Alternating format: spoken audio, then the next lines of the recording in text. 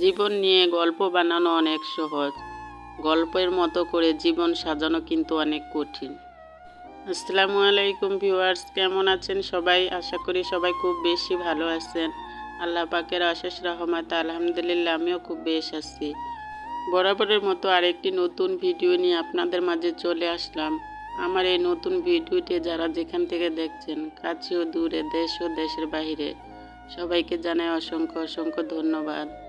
আজকে ভিডিওটা শুরু করলাম সকালবেলা থেকে, তবে সকালের কোনো নাস্তা আপনাদের সাথে আমি শেয়ার করব না, কারণ সকালবেলাতে কিন্তু অনেকটাই ঝামেলা থাকে, বাচ্চা কাচ্চাদের স্কুলে পাঠানো, গোছানো। সেজন্য কিন্তু আমি আর সকালের নাস্তা আপনাদের সাথে শেয়ার করতে পারলাম না। আজকে দুপুরবেলা কি রান্না করব তাই আপনাদের সাথে শেয়ার করব, আপনারা আমার পাশে থাকেন। আর ভিডিওর শুরুতে আমি একটা কথাই বলবো যে আপনারা যারা আমার নতুন বন্ধু, পুরাতন বন্ধু আছেন বা আমার ভিডিওটি এই প্রথম দেখছেন, তবে ভিডিওটি দেখা মাত্র আমি সবার থেকে একটি লাইক চেয়ে নিব। আর যারা আমার ভিডিওটি প্রথম দেখছেন, যদি আমার বন্ধু হতে চান তাহলে আমার চ্যানেলের পাশে থেকে যান আর আমার কমিউনিটিতে এসে আমাকে কমেন্ট করেন, আমি সময় মতো আপনাদের কাছে পৌঁছে যাব।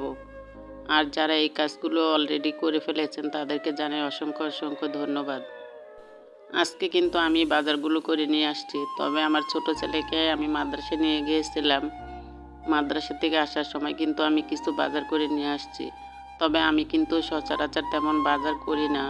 আমাদের ঘরের সব বাজারই কিন্তু রাহিনের আব্বু করে নিয়ে আসে।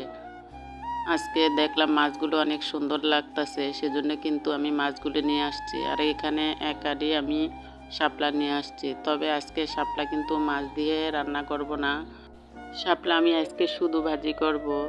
তো মাছ, কিছু কই মাছ নিয়ে আসছিলাম আর কিছু গুঁড়া মাছ, তবে গুঁড়া মাছ আর কই মাছগুলোও কিন্তু আমি ফ্রিজে রেখে দিয়েছি। এই মাছগুলো কিন্তু আজকে রান্না করব না, তো অন্য আরেকদিন রান্না করব। আমাদের ফ্রিজে আগের মাছ আছে, তো আগের মাছগুলো দিয়ে আমি কিন্তু একটু চালতা দিয়ে রান্না করব। রাহিনকে যখন আমি মাদ্রাসা থেকে নিয়ে আসতেছি তখন কিন্তু রাহিন আমাকে কিছু বলে না, ওই কিছু খাবে। তো বাড়িতে এসে ওর আব্বুকে বলতেছে, আব্বু অনেক গরম লাগতেছে। তো ওর আব্বু এ কথা শুনে কিন্তু দোকান থেকে একটা বাটি আইসক্রিম নিয়ে আসলো। তবে আমরা চারজনে কিন্তু বাড়িতে, তো আমার বড় ছেলেটা কিন্তু বাড়িতে নেই, সেজন্য কিন্তু আমি 4টা ফ্রিজে নিয়ে এসেছি। তবে বড় ছেলের জন্য আমি একটু ফ্রিজে রেখে দিব বক্সে করে, তো বাইরে থেকে আসলে আবার খেয়ে নেবে। বাবা মায়েরা কিন্তু এমনই হয়, ছেলে মেয়েদেরকে রাখা কিন্তু কোনোদিনও কোনো খাবার খেতে পারে না। তো খাবার খেতে গেলেও কিন্তু ছেলে মেয়েদের কথাই মনে পড়ে। মানুষের জীবনে যখন সুখ আসে তখন কিন্তু সব কিছু নিয়ে আসে, আবার জীবন থেকে যখন সুখ চলে যায় তখন কিন্তু সব কিছু নিয়ে চলে যায়। সুখ কিন্তু কখনো জোর করে নিয়ে আসা যায় না জীবনে। সুখ দুঃখ মিলে কিন্তু আমাদের জীবন। দুঃখ আছে বলে কিন্তু সুখের এত দাম।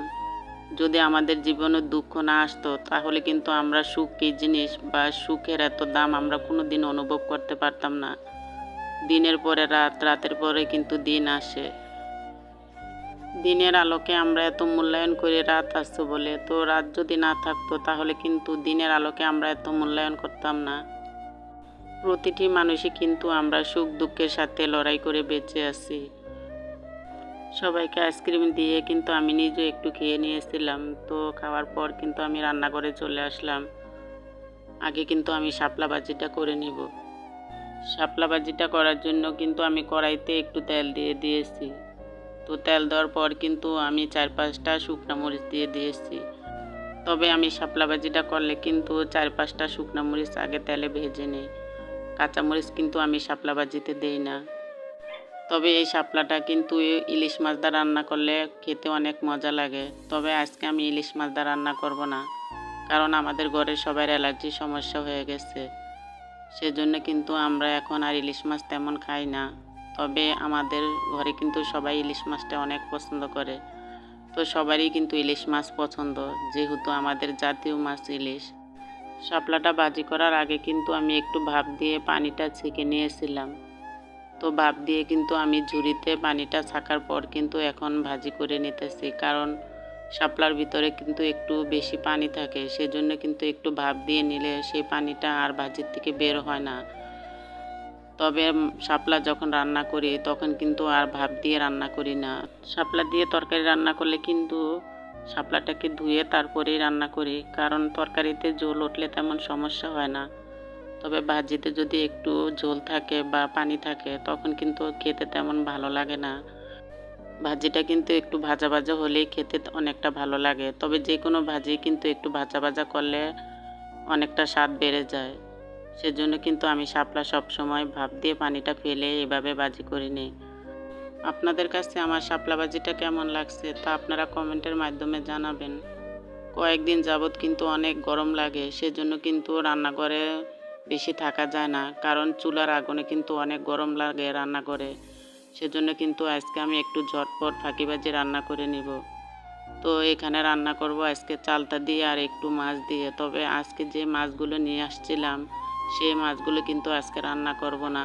আগের মাছ ছিল ফ্রিজে, সেই মাছগুলি আমি বের করে নিয়েছি রান্নার জন্য। তো মাছ রান্নার জন্য কিন্তু এখানে আমি পেঁয়াজ ভালো করে ভেজে তারপরে কিন্তু সব মশলাগুলো দিয়ে দিলাম। মশলাগুলো দেওয়ার পর কিন্তু আমি মশলার ভিতরে একটু পানি দিয়ে দিয়েছি। পানিটা দেওয়ার পরে একটু মশলাগুলোকে আমি ভালো করে কষিয়ে নিব। তো কষানোর পর কিন্তু আমি অফ ক্যামেরাতে একটা চালতা কেটে রেখেছিলাম, তো ওই চালতাটাকেই আমি এখানে দিয়ে দিব। মশলাগুলো কষানোর সময় কিন্তু আমি কয়েক পিস কাঁচামরিচ কেটে দিয়েছিলাম। তবে আমি কিন্তু এই মশলাতে কোনো আদা রসুন বাটা দেই নাই, কারণ কোনো মাছের তরকারিতে কিন্তু আমি আদা বাটা খাই না, কারণ আদা বাটার যে একটা কাঁচা গন্ধ, মানে এই গন্ধটা কিন্তু আমার তেমন ভালো লাগে না। সেজন্য কিন্তু আমি আদা বাটা কোনো মাছের তরকারিতে দিই না। তবে আমি জিরার ফাঁকি দিই, সাথে কিছু ধনিয়ার ফাঁকিও দিই। তবে আজকে কিন্তু আমি ধনিয়া পাতা দিব না, কারণ আমাদের ধনিয়া পাতা নাই ফ্রিজে। আমার আনতে তেমন খেয়াল ছিল না, সেজন্য কিন্তু আজকে এই মাছটা ধনিয়া পাতা ছাড়াই রান্না করব। তবে একটু জিরার ফাঁকি দিয়ে দিব। চালতাটা একটু ভালো করে সিদ্ধ হওয়ার জন্য কিন্তু আমি পানি দিয়ে দিলাম। তো পানি দেওয়ার পর কিন্তু আমি একটু ঢাকনাও দিয়েছিলাম, যাতে ভালো করে চালতাটা সিদ্ধ হয়ে যায়। ভালো করে চালতাটা সিদ্ধ হওয়ার পর কিন্তু আমি এখানে মাছ দিয়ে দিব। তবে আজকে কিন্তু আমি মাছ ভাজবো না, তো আমি চালতার উপরে মাছগুলো দিয়ে দিব। তো আমি কিন্তু টক রান্না করলে এভাবেই রান্না করি, মাছ কখনো ভাজি না। তবে রাহিনের আব্বু কিন্তু ভাজা ছাড়া মাছ তেমন খেতে চায় না। তবে আমি মাঝে মাঝে কিন্তু এভাবে রান্না করে নিই, তখন কিন্তু তার কথা শুনি না। তবে আমার মতোই করে আমি রান্না করি, কারণ সব সময় কিন্তু একঘেয়েমি খাবার আর তেমন খেতে ভালো লাগে না। মাঝে মাঝে কিন্তু মনে হয় যে একটু আলাদা করে তরকারিগুলো রান্না করে খাই। এই গরমের ভিতরে মুখে একটু স্বাদ ফেরানোর জন্য আমি একটু ভিন্নভাবে রান্না করে নিলাম। তবে এই চালতা দিয়ে মাছ রান্নাটা আপনাদের কাছে কেমন লেগেছে তো আপনারা কমেন্টের মাধ্যমে জানাবেন। আর আমার এই ভিডিওটা আপনাদের কাছে কেমন লেগেছে, যদি ভালো লেগে থাকে তাহলে আমার চ্যানেলের পাশে থেকে যেতে পারেন।